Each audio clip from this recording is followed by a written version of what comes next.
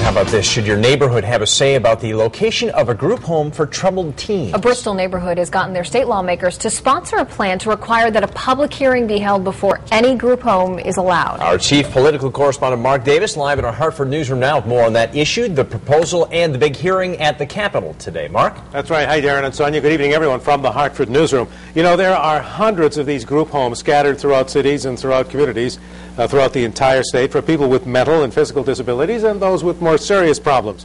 This proposal would require public hearings in the town before one is opened. This 3,000-square-foot single-floor home in the Chippens Hill section of Bristol has been on the market for a long time, part of an estate settlement. There was a potential buyer, but not everyone in the neighborhood thought the buyer would be a good fit. This past summer, controversy broke out in this quiet neighborhood when people found out that the state might try to establish a group home for troubled teenagers in that house. Jim Ray lives across the street and, representing his neighbors, came to this packed legislative hearing today to speak in favor of a proposal that would require a public hearing before any group home is open. I have 2 young daughters, and for them to allow a group of up to 6 troubled kids to move into my neighborhood, it bothers me. Under current law, if the state wanted to establish a group home here, local officials have no say. I've done research, and there's multiple police calls to each of these homes. The community needs to be involved, because when there's no communication, then there's fear. And a lot of times that fear is unwarranted.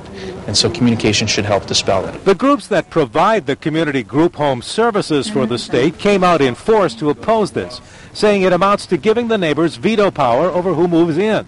That would be discrimination against an individual. If I want to purchase a home, I should be able to live wherever I want. That's discrimination. But this individual isn't purchasing it. You, as an organization, are doing it in their behalf. Correct, but we're providing services for them 24/7, and they should have a right to live in a neighborhood just like anybody else.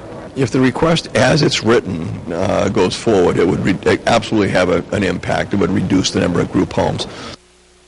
Senator Cassano, who's the new chairman of this committee, just recently elected, he's the former mayor of Manchester, he says that there needs to be some sort of way to differentiate between group homes for potentially dangerous people and somebody who just has mentally and physical disabilities. And he says that's the only way that this should be approved by the General Assembly as it works its way through the committee process. We'll see.